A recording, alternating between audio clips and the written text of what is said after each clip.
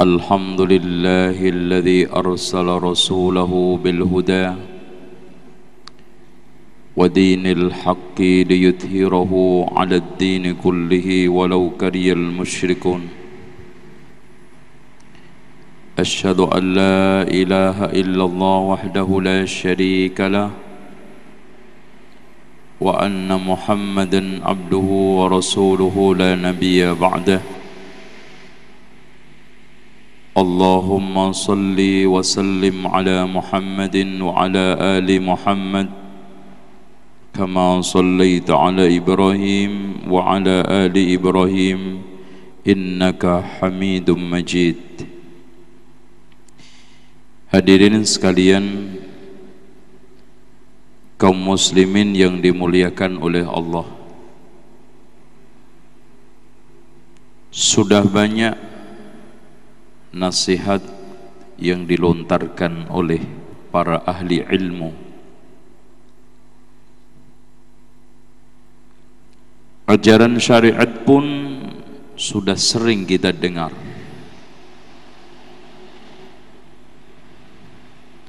Petuah-petuah nasihat mulia serta hikmah para ulama pun sering kita dengar. Tapi kenapa hati kita tetap keras? Kesadaran kita masih tetap rendah. Sebetulnya kalau kita merenung dengan baik, kemana sebetulnya kaki kita akan kita langkahkan?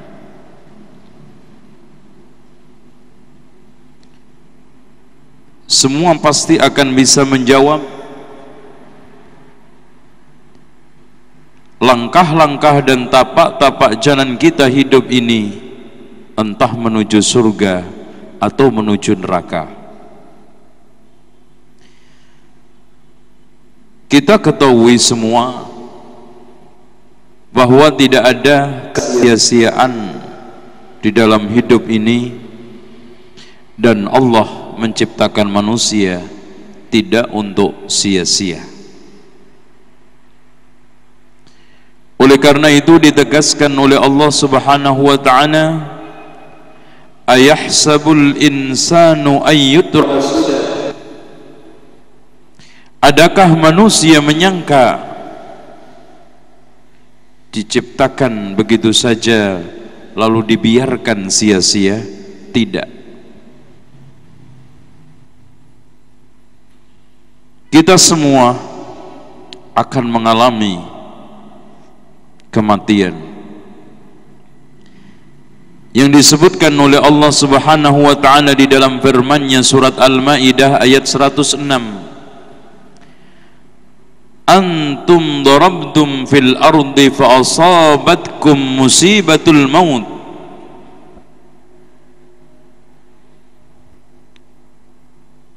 Perlu diketahui hadirin sekalian, setiap hari bertambah, setiap bulan berlalu, dan setiap tahun berubah, menunjukkan kedekatan ajal kita. Dan perlu diketahui bersama bahwa rintangan dan huru-hara setelah kematian merupakan perkara yang sangat dahsyat. Diawali dari sakaratul maut yang dikomentari oleh sebagian ulama, ketahuilah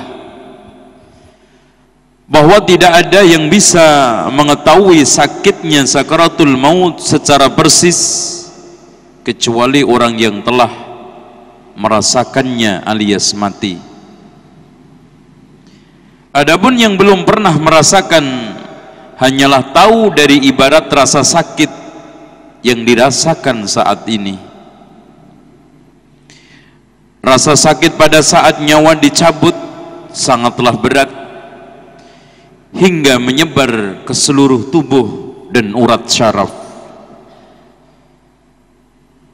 Bahkan seluruh pangkal rambut hingga ujung jari kaki terasa sakit menahan pedih perihnya sakaratul maut. hingga alim ulama memberikan satu gambaran sakitnya sakaratul maut melebihi dari sabetan pedang, dan pedih perihnya sakaratul maut lebih pedih dari digergaji dan dicabik-cabik dengan alat pemotong. Sabetan pedang hanya menyentuh nyawa. Bagaimana kalau sekarang nyawa dikelupas dari tubuh manusia? Otomatis lebih sakit. Orang yang dipukul, yang disabet dengan pedang masih bisa berteriak, tetapi orang yang dicabut nyawanya sudah tidak memiliki daya apa-apa. Tenaga lemas, suara mulai menghilang, yang ada hanya suara dengkuran yang ada di dada untuk mengakhiri saat-saat akhir kematian. Pada saat itu hadirin sekalian, pikiran kalut dan bingung menahan derita, lisan menjadi bisu, dan seluruh persendian menjadi lemas terkulai. Andai kata sang mayit mampu merintih dan berteriak untuk melupakan kepedihan, maka dia akan lakukan. Akan tetapi hal itu sangatlah tidak mungkin. Kalaupun masih tersisa kekuatan, maka ia hanya sanggup mendengar suara ruh dicabut.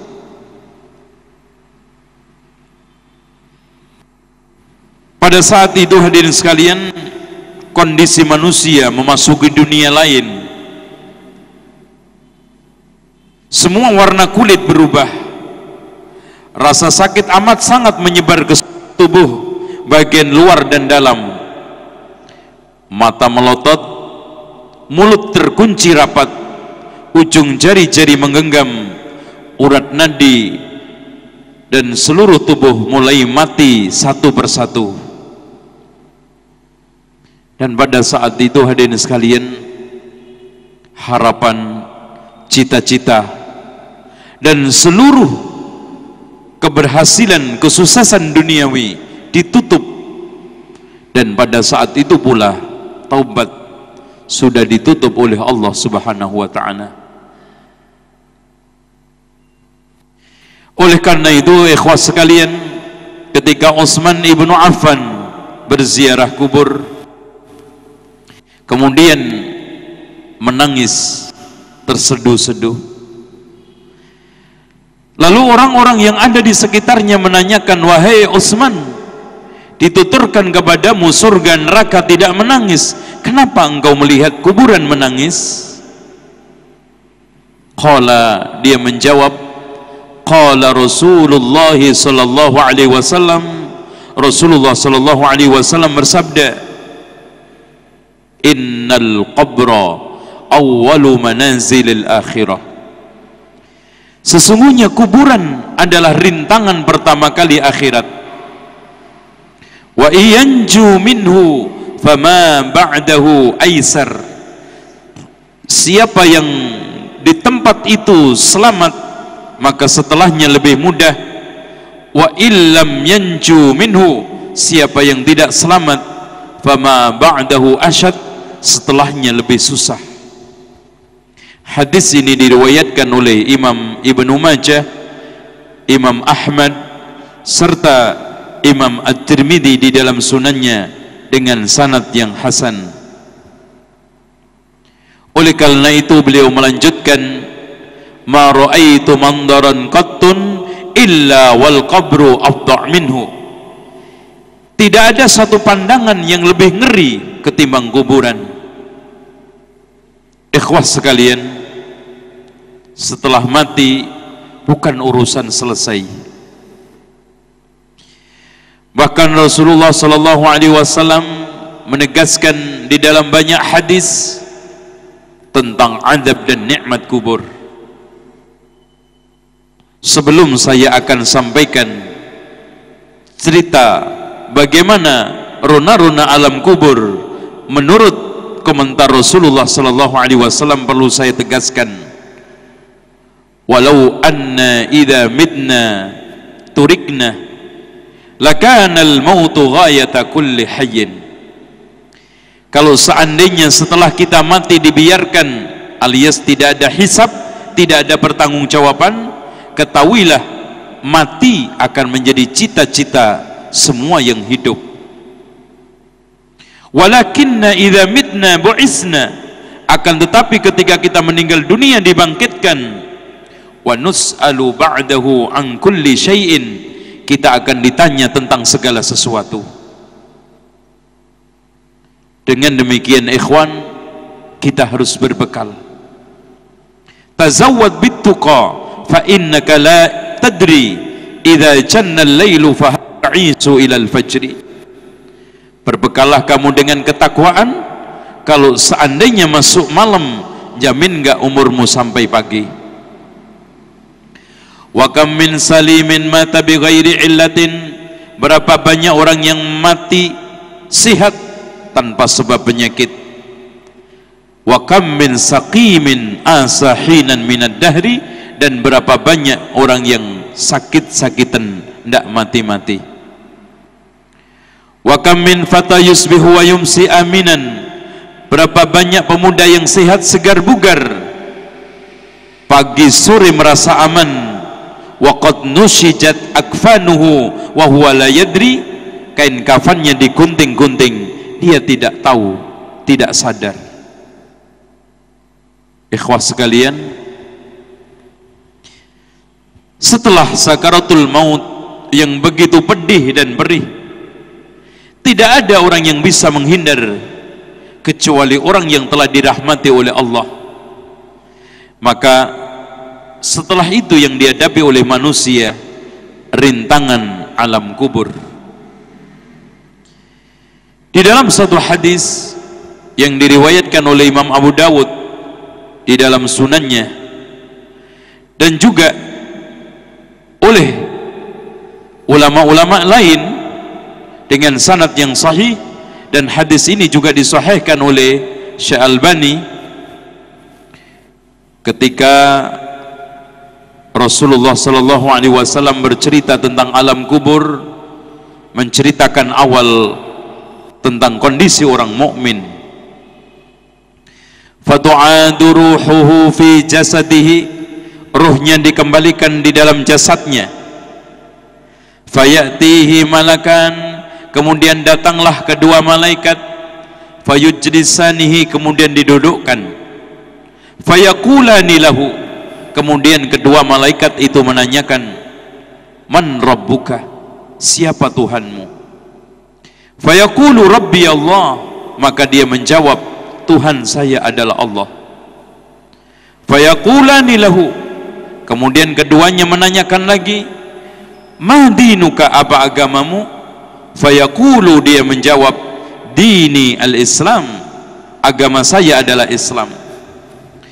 Fayaqulani lahu, kemudian kedua malaikat itu yang namanya Munkar Nakir, sebagaimana yang telah disebutkan di dalam riwayat.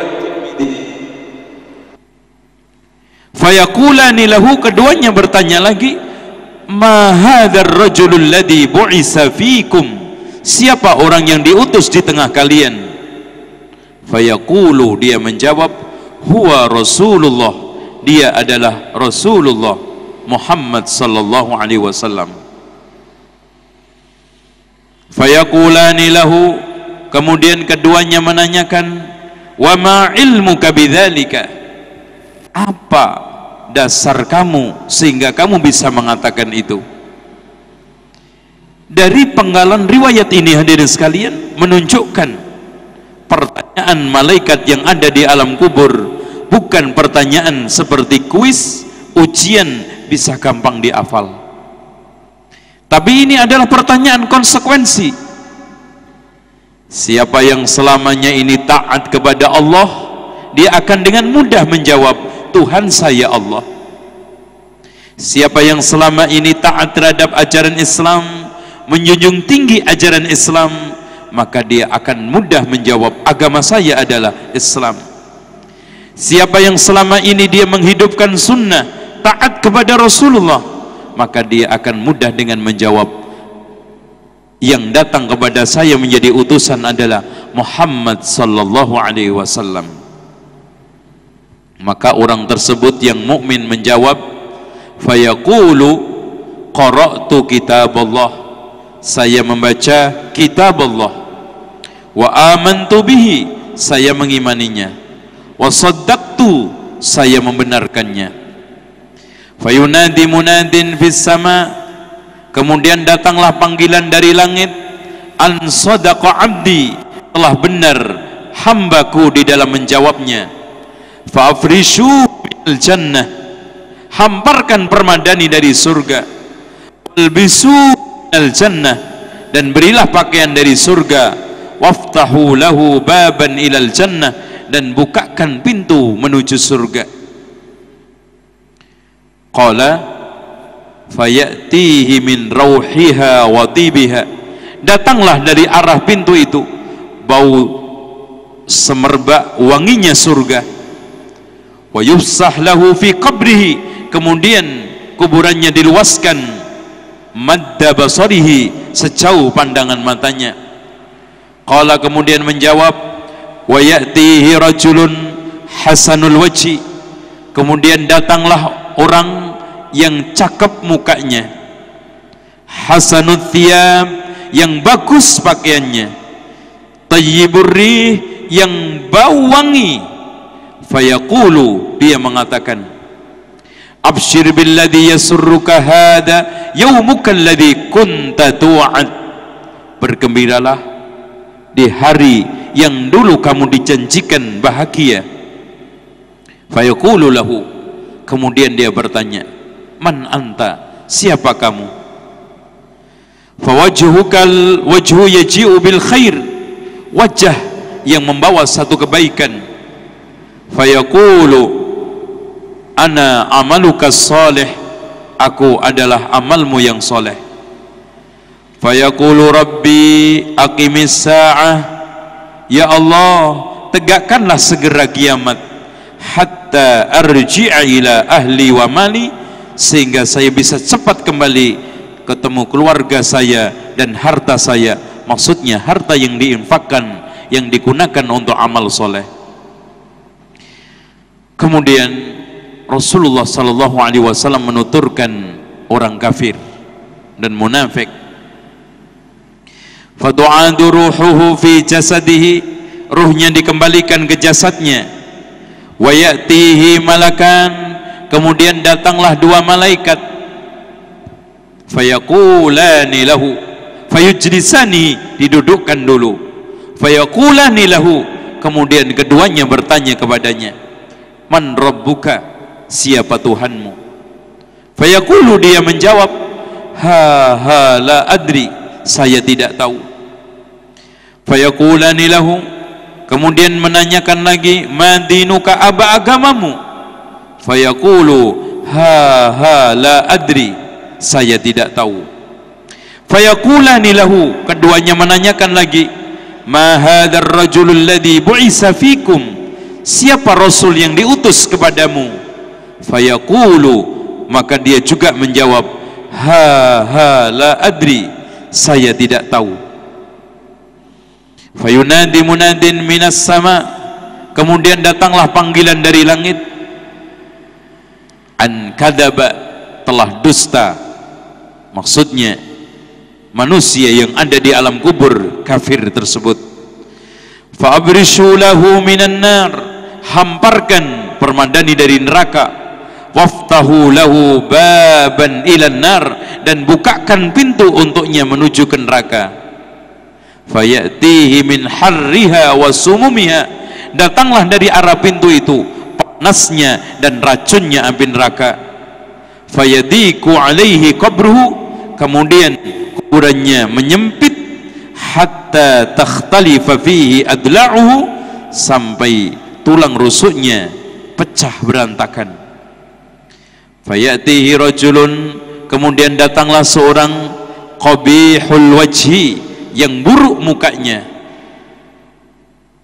qabihul thiyabi, yang compang-camping pakaiannya, muntinirrih, yang sangat anyir baunya, Fayaqulu, dia mengatakan kepada si mayit, abshir billadhi yasuk, hadha yawmuka alladhi kunta du'at.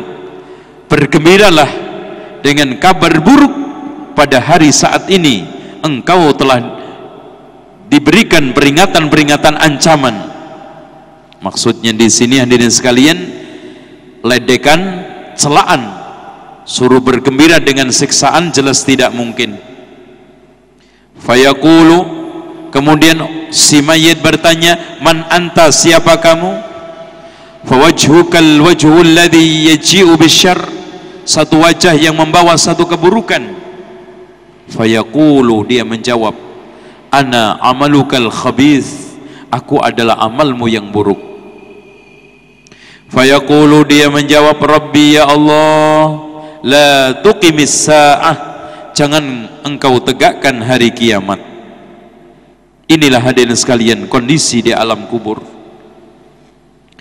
Pada saat itu juga disebutkan di dalam hadis yang diriwayatkan oleh Imam Muslim, idza wudi'al abdu fi qabrihi wal sarafan nasu, jika seorang hamba diletakkan di dalam kuburannya, semua orang pulang,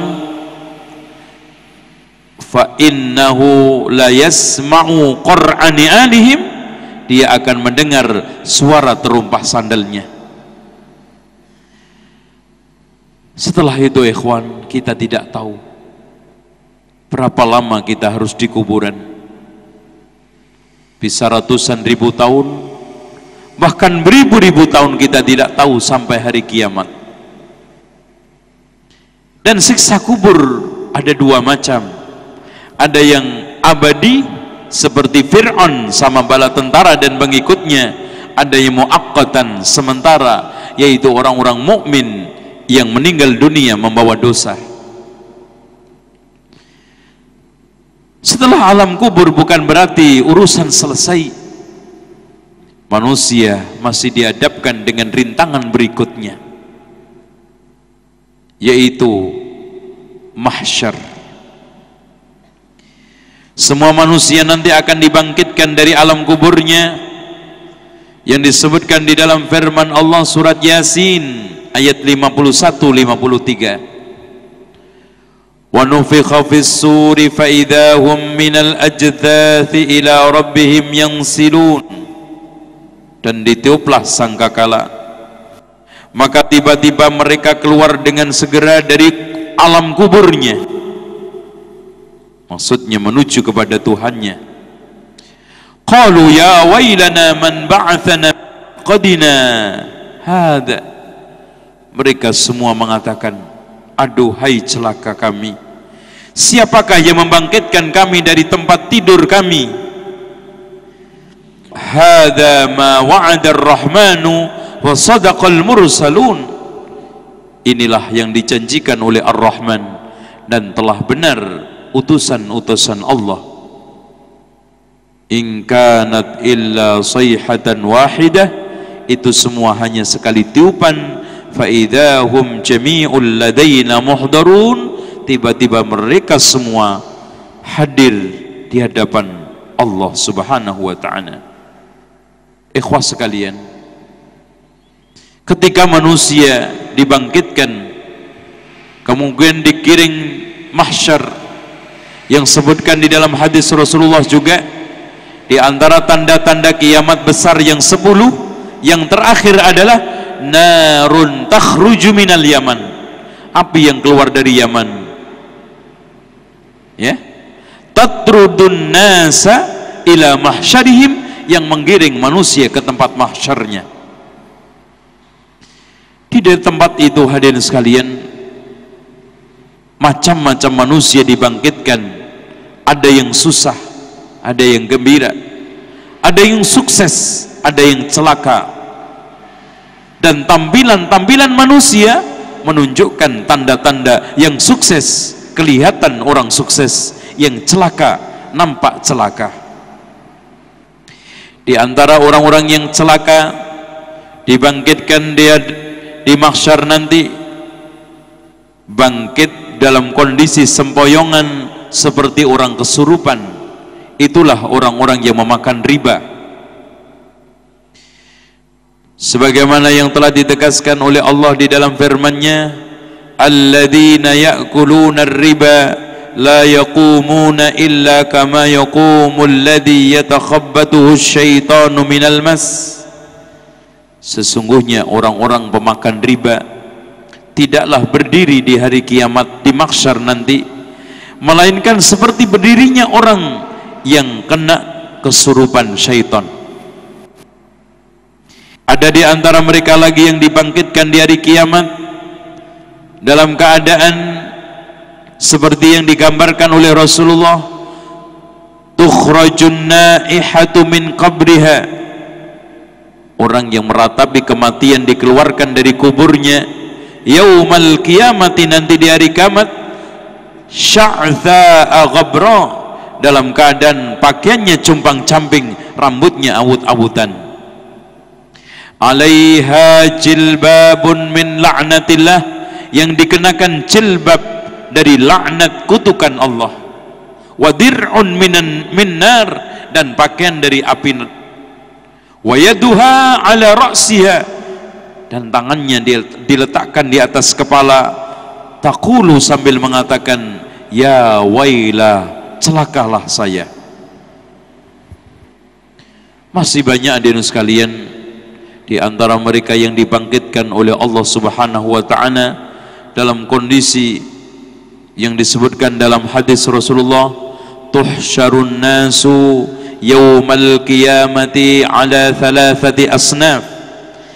Manusia dibangkitkan di hari kiamat dalam kondisi 3 kelompok. Yang pertama, sinfan rukbanan, satu kelompok naik kendaraan. Wasinfan musyatan, satu kelompok lagi pejalan kaki. Wasinfan ala wujuhihim, satu kelompok lagi berjalan di atas mukanya. Qila, ada yang bertanya, ya Rasulullah, kaifa yamshuna ala wujuhihim, bagaimana mereka bisa berjalan di atas mukanya? Qala, dia menjawab, innalladzi amsyahum ala aqdamihim, zat yang telah membuat mereka bisa jalan di atas kakinya, qadirun ala ayyumashihim ala wujuhihim, lebih mampu membuat mereka jalan di atas mukanya. Ama annahum yattaquna biwujuhihim kulla hadbin wa syaukin, bukankah di dunia dulu dengan wajahnya dia bisa mengetahui jalan, mengetahui duri? Namun hadirin sekalian, di antara manusia juga ada yang dibangkitkan oleh Allah Subhanahu wa taala dalam keadaan nikmat. Adapun orang yang mati syahid dibangkitkan oleh Allah Subhanahu wa taala, warnanya warna darah dan bau minyak kasturi. Dan ada di antara manusia yang dibangkitkan oleh Allah Subhanahu wa taala memakai pakaian ihram sambil membaca talbiyah, labbaik Allahumma labbaik, labbaik la syarika laka labbaik, innal hamda wan ni'mata laka wal mulk la syarika laka labbaik. Sehingga di dalam hadis Muslim Rasulullah menekankan, igsilu bima'in wasidrin, mandikanlah mereka orang-orang yang mati dalam keadaan ihram dengan air dan daun bidara, wa kaffinuhu fi thawbihi, dan kafanilah dengan pakaiannya, wala tamassuhu bitibin, jangan kau sentuh dengan minyak wangi apapun, wala tukhammiru ra'sahu, dan jangan juga engkau tutup kepalanya, fa innahu yub'asu yaumal qiyamati mulabbiyan, karena dia dibangkitkan di hari kiamat nanti dalam kondisi membaca talbiyah.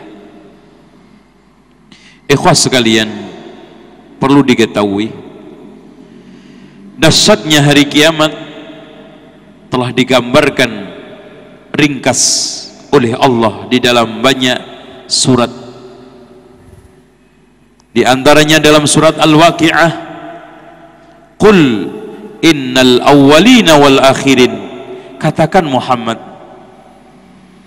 Sesungguhnya orang awal dari mulai Adam wal akhirin sampai kiamat la majmu'una ila miqati yaumin ma'lum, akan dihimpun semuanya di dalam satu tempat yang harinya jelas, yaitu kiamat.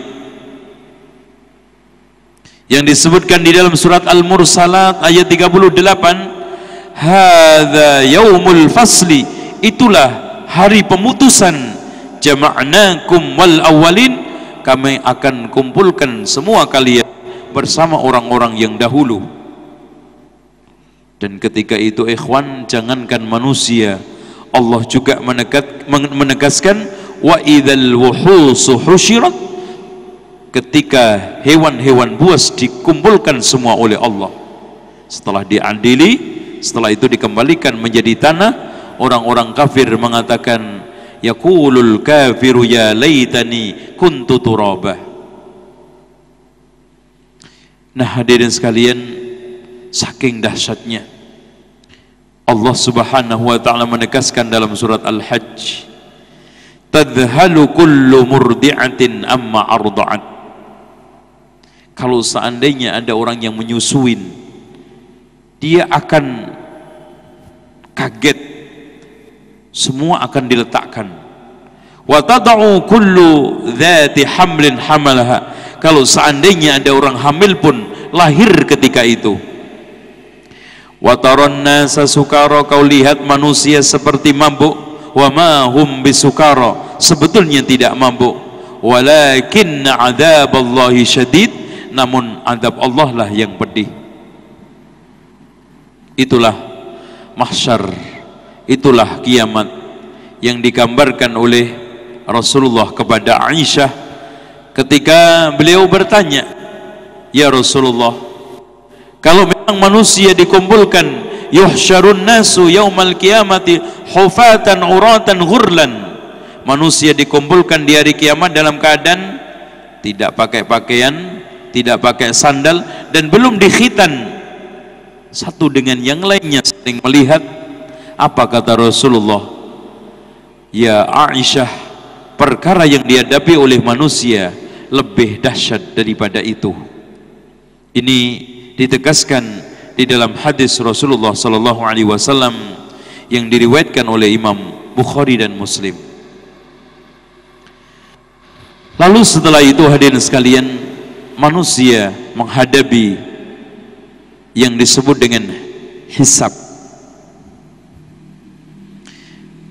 Pernah Aisyah radhiyallahu an bertanya, wahai Rasulullah, kalau seandainya engkau nanti kembali di akhirat, masih enggak ingat keluargamu?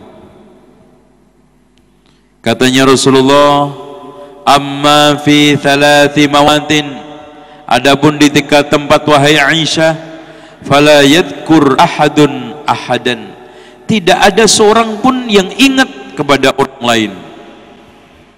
Yang pertama, indal mizan, ketika di tempat mizan, timbangan, sampai dia itu tahu apakah timbangannya lebih berat baiknya atau sebaliknya buruknya.